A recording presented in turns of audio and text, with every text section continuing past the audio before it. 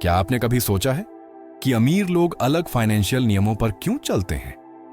सच तो यह है कि वे वास्तव में ऐसा करते हैं, और आज मैं उनके सीक्रेट प्लेबुक का पर्दाफाश करने जा रहा हूं। मैं आपको 7 ऐसे स्मार्ट एसेट्स के बारे में बताने जा रहा हूं जो कागज पर तो शानदार लगते हैं, लेकिन असल में आपको गरीब बनाए रखते हैं।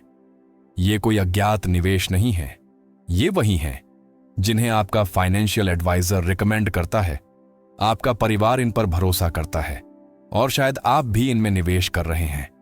वॉरेन बफेट ने सालों पहले ही इस बात का खुलासा कर दिया था जब उन्होंने कहा, जो बुद्धिमान आदमी शुरुआत में करता है वही मूर्ख अंत में करता है, जबकि औसत निवेशक इन लोकप्रिय एसेट्स के पीछे भागते हैं। वास्तव में अमीर लोग इनसे दूर रहते हैं, जैसे कि जहर से।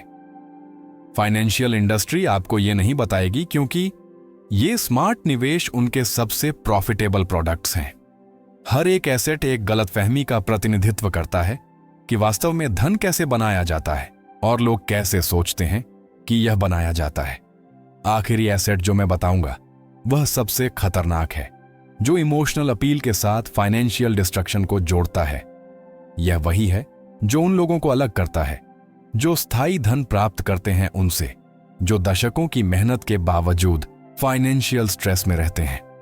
अंत तक बने रहें। यह जानकारी आपके जीवन काल में लाखों डॉलर बचा सकती है और आपको वास्तविक फाइनेंशियल फ्रीडम के रास्ते पर ला सकती है।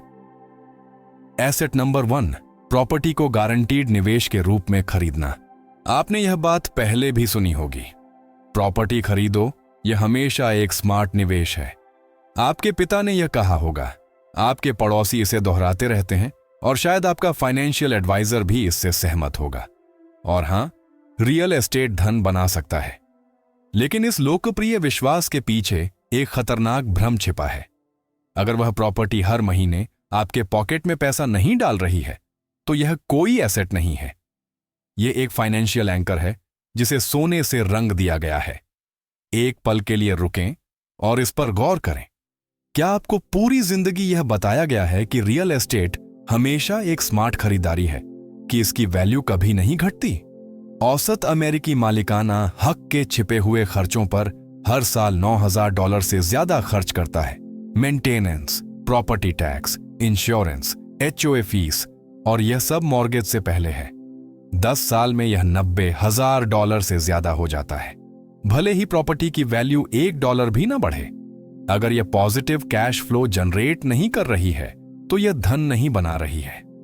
खरीदने से पहले यह महत्वपूर्ण सवाल पूछें, क्या यह प्रॉपर्टी मेरे पॉकेट में पैसा डालेगी या सिर्फ मुझे कुछ सुंदर दिखाएगी? एक सेकंड होम फ्रीडम जैसा लग सकता है, लेकिन अगर यह आपके पैसों और समय को खा रही है, तो यह सिर्फ एक बोझ है जिसके साथ एक अच्छा व्यू है।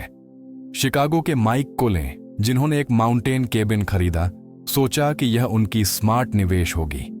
5 साल बाद उन्होंने मेंटेनेंस, टैक्स और रिपेयर्स में $50,000 से ज्यादा डुबो दिए। इसी बीच उनकी सहकर्मी सारा ने उसी रकम से एक छोटी रेंटल प्रॉपर्टी में निवेश किया, जो हर महीने सभी खर्चों के बाद $600 जनरेट करती है। अंतर? एसेट सारा को पैसा देता है, जबकि माइक अपने एसेट के लिए पैसा देता है। क्या यह अंतर समझ में आता है? अमीर लोग सिर्फ प्रॉपर्टी नहीं खरीदते, वे ऐसी प्रॉपर्टी खरीदते हैं जो उन्हें पैसा देती है। स्मार्ट निवेशक पहले कैश फ्लो के लेंस से रियल एस्टेट का मूल्यांकन करते हैं, फिर एप्रिसिएशन का। वे सभी खर्चों की गणना करते हैं, mortgage, tax, insurance, maintenance reserve, property management और वैकेंसी अलाउंस।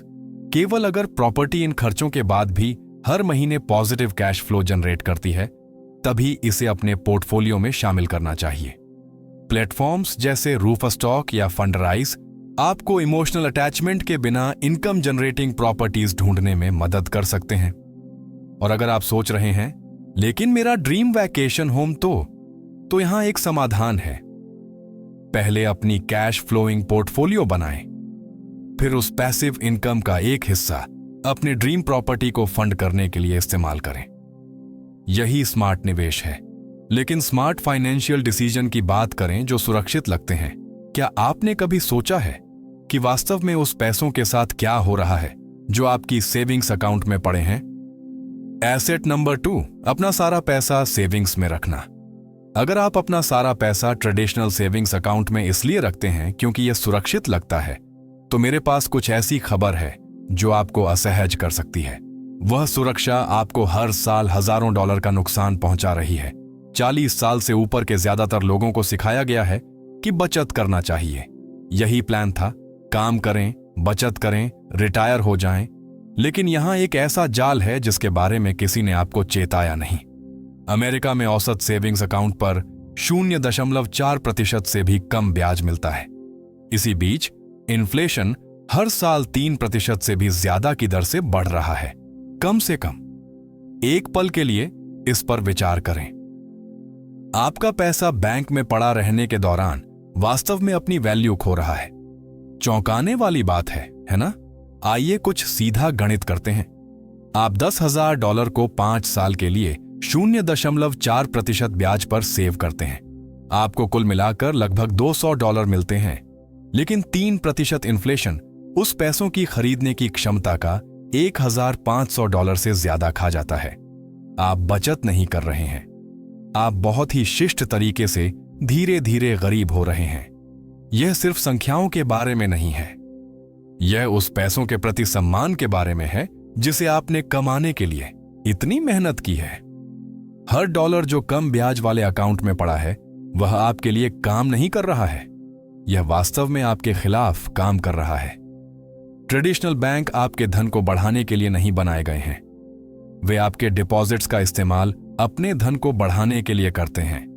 पोर्टलैंड की जेनेट को लें, जिन्होंने पिछले दशक में सुरक्षा के लिए अपने ट्रेडिशनल सेविंग्स अकाउंट में $50,000 रखे थे। उस पैसों ने इन्फ्लेशन के कारण खरीदने की क्षमता में $15,000 से ज्यादा खो दिया।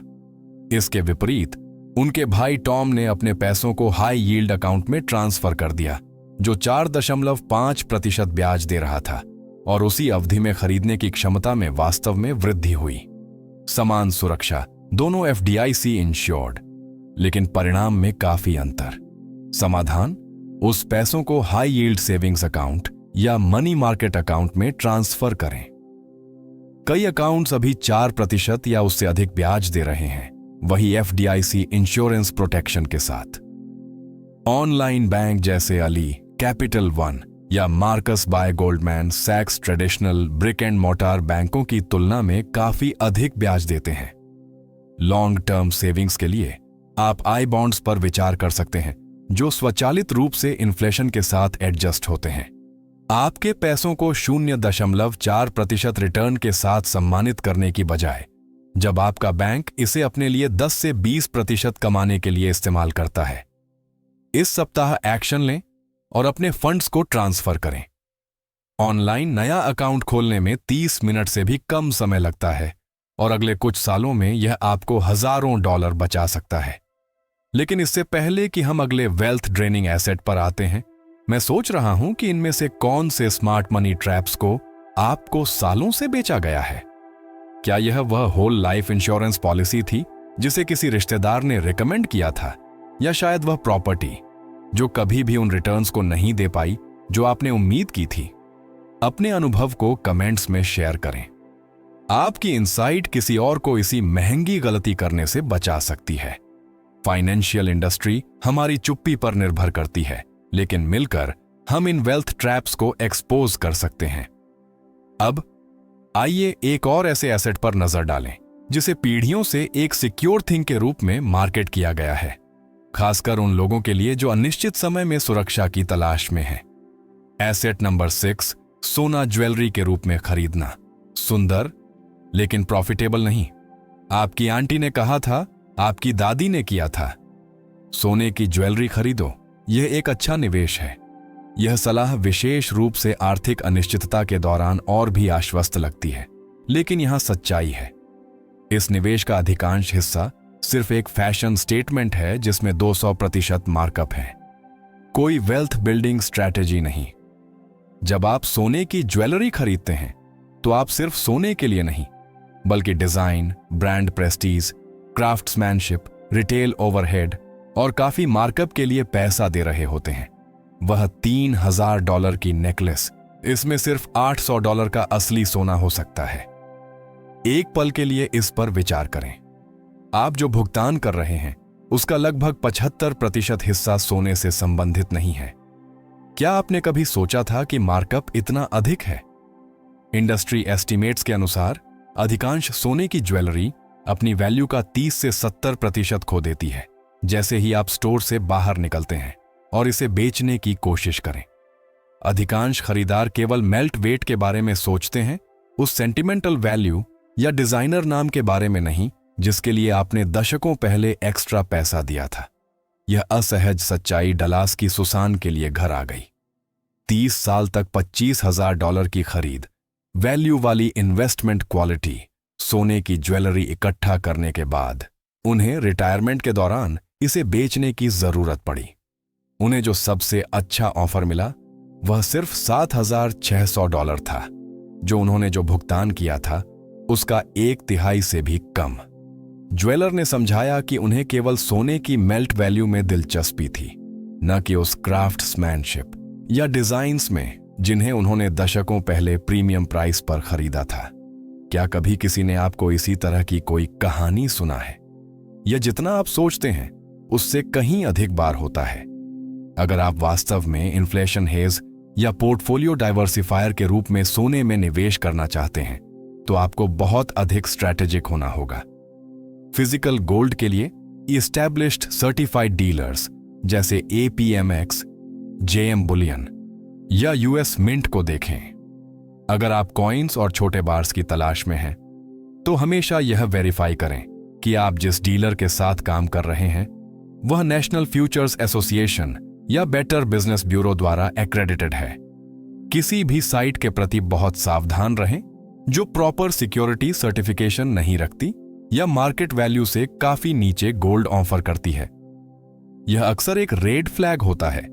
अगर आप अधिक हैंड्स ऑन ऑफ अप्रोच चाहते हैं तो एस्टैब्लिश्ड ब्रोकर्स जैसे फिडेलिटी, श्वाब या वैनगार्ड के माध्यम से गोल्ड ETFs पर विचार करें। GLD या IAU जैसे पॉपुलर ऑप्शंस को आप अपने रेगुलर ब्रोकरेज अकाउंट में स्टॉक्स की तरह खरीदा और बेचा जा सकता है, फिजिकल गोल्ड की तुलना में काफी कम फीस के साथ और स्टोरेज चिंताओं के बिना। गलत न समझें, ज्वेलरी का इमोशनल और एस्थेटिक वैल्यू होता है। यह कहानियां बताती हैं, यादें रखती हैं और गहरे अर्थपूर्ण हो सकती हैं, लेकिन मतलब को मार्केट वैल्यू के साथ कंफ्यूज न करें। अगर आप इसे खूबसूरती और एंजॉयमेंट के लिए खरीद रहे हैं तो यह शानदार है। बस ये उम्मीद न करें कि यह आपकी रिटायरमेंट को फंड करेगा। इस बात पर ईमानदार रहें कि आप निवेश कर रहे हैं या लग्जरी खरीदार। अगर आप ज्वेलरी इकट्ठा कर रहे थे, सोचते थे कि यह आपकी गोल्डन पैराशूट होगी, तो शायद इस स्ट्रैटेजी को फिर से एसेस करने का समय आ गया है। लेकिन कम से कम ज्वेलरी केवल आपके अपने पैसों को रिस्क में डालती है। इंतजार करें जब तक आप यह नहीं सुनते कि जब आपका फाइनेंस फैमिली और फ्रेंड्स के साथ उलझ जाता है तो क्या होता है। यह रॉबर्ट की रिटायरमेंट सेविंग्स का एक बड़ा हिस्सा था, वो पैसा जो उसे कभी वापस नहीं मिलेगा। इसका हल ये नहीं है कि आप अपनों की मदद कभी न करें। हल ये है कि मदद को सही तरीके से किया जाए। अगर आप ऐसा पैसा दे रहे हैं जिसे वापस लेने की कोई उम्मीद नहीं है, तो शुरू में ही शीशे की तरह साफ कर दीजिए और कहिए, मैं तुम्हें यह पैसा उधार नहीं बल्कि तोहफे के तौर पर देना चाहता हूं। इसे वापस करने की कोई उम्मीद नहीं है। यह साफगोई भविष्य में होने वाली गलतफहमियों और मनमुटाव को रोकती है। और अगर आप वाकई एक सही तरीके से लोन देना चाहते हैं तो कहिए, मुझे तुम्हारी परवाह है और मैं मदद करना चाहता हूं, लेकिन मैं हमारे रिश्ते की भी इतनी कद्र करता हूं कि पैसे को बीच में नहीं आने दे सकता। चलो इसे पक्का करने के लिए कुछ साफ शर्तें बना लेते हैं। फिर ज़ेरू या लोन बिल्डर जैसे ऐप्स का इस्तेमाल करके एक उचित दस्तावेज तैयार करें जिसमें भुगतान की तारीखें साफ लिखी हों। ये ऐप्स खुद ब खुद रिमाइंडर भी भेजते हैं जिससे आपको बार बार पूछने की झिझक खत्म हो जाती है। बड़ी रकम के लिए, खासकर बिजनेस के लिए, उधार देने वाले के बजाय एक निवेशक, इन्वेस्टर बनने पर विचार करें। आप कह सकते हैं, लोन देने के बजाय मैं तुम्हारे बिजनेस में निवेश करना चाहूंगा। अगर बिजनेस चल गया तो हम दोनों को फायदा होगा, और अगर नहीं चला तो हमारे रिश्ते पर किसी कर्ज का बोझ नहीं रहेगा। यह तरीका दोनों पक्षों के लिए फायदेमंद होता है। एसेट नंबर 4, बिना पीछे हटने की योजना के बिजनेस शुरू करना। आपने दशकों तक दूसरों के लिए काम किया, उनके सपने पूरे किए। अब आप खुद के बॉस बनना चाहते हैं, वो छोटा बिजनेस शुरू करना चाहते हैं जिसके बारे में आप सालों से सोच रहे हैं। यह कागजों पर तो बहुत अच्छा लगता है ना? लेकिन असलियत कुछ और ही है। बिजनेस का मालिक होना तब तक आजादी नहीं है जब तक कि वह आपके बिना चल ना सके। लेबर स्टैटिस्टिक्स ब्यूरो के अनुसार 20% छोटे बिजनेस पहले साल में और 50% 5वें साल तक फेल हो जाते हैं। लेकिन असली जाल यह है कि सफल बिजनेस भी अक्सर एक फुल टाइम नौकरी बन जाते हैं जिसमें घंटे ज्यादा और तनाव भी ज्यादा होता है। ऐसा इसलिए है क्योंकि आपने एक नौकरी बनाई, बिजनेस का सिस्टम नहीं। यह एक ऐसा पिंजरा है जिसे आपने खुद अपने लिए बनाया है। मारिया को देखिए, जिसने बेकरी खोलने के लिए अपनी कॉर्पोरेट नौकरी छोड़ी। 5 साल बाद वह सफल है, लेकिन उसने 3 साल से कोई छुट्टी नहीं ली। हफ्ते में 70 घंटे से ज्यादा काम करती है। इसके विपरीत डेविड ने एक प्रॉपर्टी मैनेजमेंट कंपनी शुरू की, लेकिन तुरंत सिस्टम बनाए, स्टाफ को काम पर रखा और अब वह साल में 2 महीने की छुट्टी ले सकता है, जबकि उसका बिजनेस पैसा कमाता रहता है। अगर आप चाहते हैं कि आपका बिजनेस आपके बिना काम करे, तो माइकल गर्बर की द ई-मिथ रिविजिटेड या जॉन वॉरिलो की बिल्ट टू सेल जैसी किताबें जरूर पढ़ें। याद रखिए, अगर आप अपने बिजनेस के पहले साल में 2 हफ्ते की छुट्टी नहीं ले सकते, तो आपने नौकरी बनाई है, बिजनेस नहीं। Asset number 5, whole life insurance, fancy वित्तीय हथकड़ियां। यह सुनने में बहुत अच्छा लगता है, जीवन बीमा और निवेश दोनों एक ही पैकेज में। आपका एजेंट तो इसे शानदार बताएगा ही, आखिर जो भारी भरकम कमीशन वे कमाते हैं, शायद वही उनके इस जोश की असली वजह हो। Whole life, universal life, indexed variable नाम बदलते हैं, लेकिन जाल वहीं रहता है। असली नंबर देखिए, 45 साल का एक आदमी 5 लाख के कवर के लिए टर्म लाइफ इंश्योरेंस के लिए सालाना 4,000 रुपए दे सकता है, जबकि होल लाइफ के लिए उसे 40,000 रुपए देने पड़ सकते हैं। यह 10 गुना ज्यादा है और इसका ज्यादातर हिस्सा फीस और कमीशन में चला जाता है, आपके फायदे में नहीं। सबसे दर्दनाक बात तो यह है कि जब आपकी मृत्यु होती है तो आपके परिवार को सिर्फ डेथ बेनिफिट मिलता है। वो कैश वैल्यू जो आप दशकों से बना रहे थे, वो गायब हो जाती है। वो बीमा कंपनी के पास ही रह जाती है। जी हां, आपको दोनों नहीं मिलते। पॉल ने 20 साल तक अपनी होल लाइफ पॉलिसी में हर महीने 650 रुपए का भुगतान किया, कुल 1,56,000 रुपए। इतने समय बाद उसकी कैश वैल्यू सिर्फ 9 लाख रुपए थी, जबकि उसके जुड़वां भाई मार्क ने 50 रुपए महीने का टर्म इंश्योरेंस लिया और बाकी के 600 रुपए एक साधारण S&P 500 इंडेक्स फंड में निवेश किए।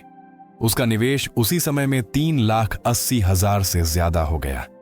होशियारी इसी में है कि आप साधारण टर्म लाइफ इंश्योरेंस खरीदें और बाकी पैसा खुद कम लागत वाले इंडेक्स फंड में निवेश करें।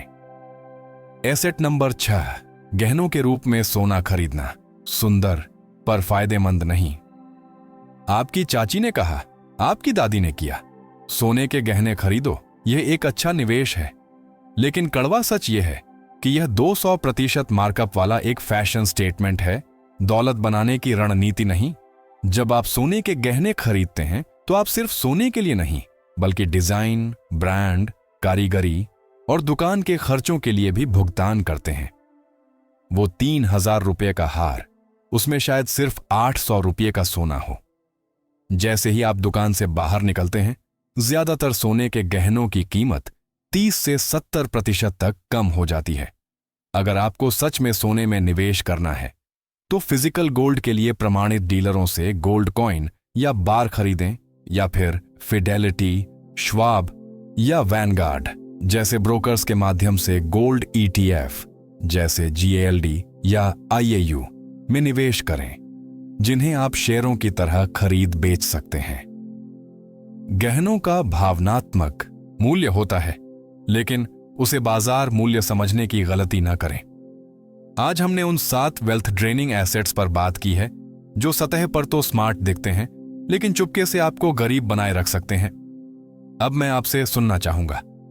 अगर आपको ऐसी ही जानकारी और चाहिए तो हमारे चैनल प्रोबफे HQ से जुड़े रहें। 1 से 10 के पैमाने पर यह जानकारी आपके वित्तीय सफर के लिए कितनी कीमती थी? आपकी रेटिंग मुझे ऐसा कंटेंट बनाने में मदद करती है जो वाकई आपकी जिंदगी में बदलाव ला सके। अपना स्कोर नीचे कमेंट्स में छोड़ें।